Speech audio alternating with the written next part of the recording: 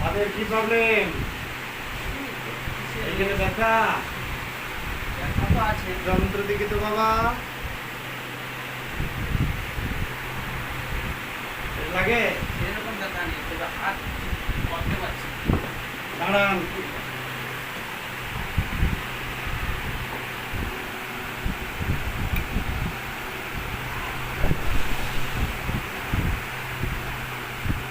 জোরে শ্বাস নিন।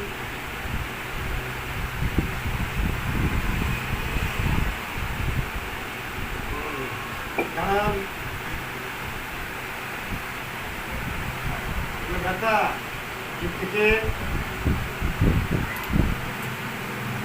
বড় করে জিভটা তো মোটা এদিকে বড় করে বাইরে বের করতে পারে না। সবচেয়ে বেশি কষ্ট কি বলুন?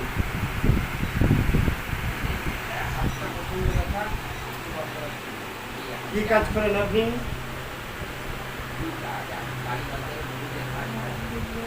আচ্ছা আচ্ছা আচ্ছা। কি নাম? কোদালের কাজটা বেশি ভালো। আচ্ছা লিখে দিচ্ছি। বয়স কত? এই আঁটুটা মুড়ে বুঝলেই আসবে। অস্টিও আর্থারাইটিস এবং রিউমাটয়েড আর্থারাইটিস, যাকে বাংলাতে বলা হয় বাত। ঠিক আছে, নাম একটাই? আপনি ইউরিক অ্যাসিডটা টেস্ট করবেন পরে ব্লাড টেস্টে। সিবিসি ইউরিক অ্যাসিডটা টেস্ট করতে হবে। ক্যালসিয়ামের ডেফিসিয়েন্সি হতে পারে। এই ক্যালসিয়ামের ডেফিসিয়েন্সি থাকার ফলে এই প্রবলেমগুলো আসে। তার জন্য ব্লাড টেস্ট করতে হবে। নেক্সট ডেটে করবেন, যেটা থেকে বোঝা যাবে আপনার ক্যালসিয়ামের ডেফিসিয়েন্সি আছে কিনা। ঠিক আছে, এবারে বলুন আর কি কষ্ট? না, আর কিছু নয়। ওয়েট কত? ঠিক আছে, ওয়েট 50। ঠান্ডা গরম কোন খাবার ভালোবাসেন? মাছ, মাংস, ডিমের মধ্যে কোনটি পছন্দ করেন? মাছ পছন্দ করে। আচ্ছা বলুন তো, টক ঝালের মধ্যে কোনটি ভালো লাগে? আপনি আপনার ঘুম ভালো হয়?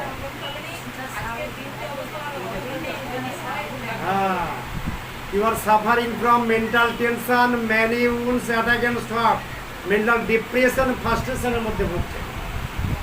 ঘুমটা কম হয়, sleeplessness, insomnia।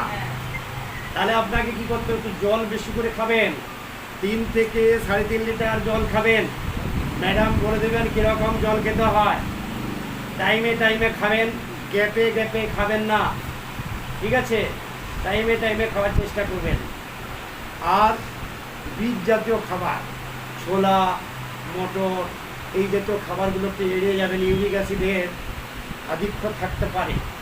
তার জন্য যে ওষুধ লিখে দেবো খাবেন, কাল সকাল বা পরশুর মধ্যে কমে যাবে। আপনার চিন্তার কোনো কারণ নেই। ঠিক আছে, এখানে বাড়ি আপনার? আচ্ছা ঠিক আছে, ঠিক আছে, ওকে ওষুধ দিচ্ছি, ভালো হয়েছে। হ্যাঁ।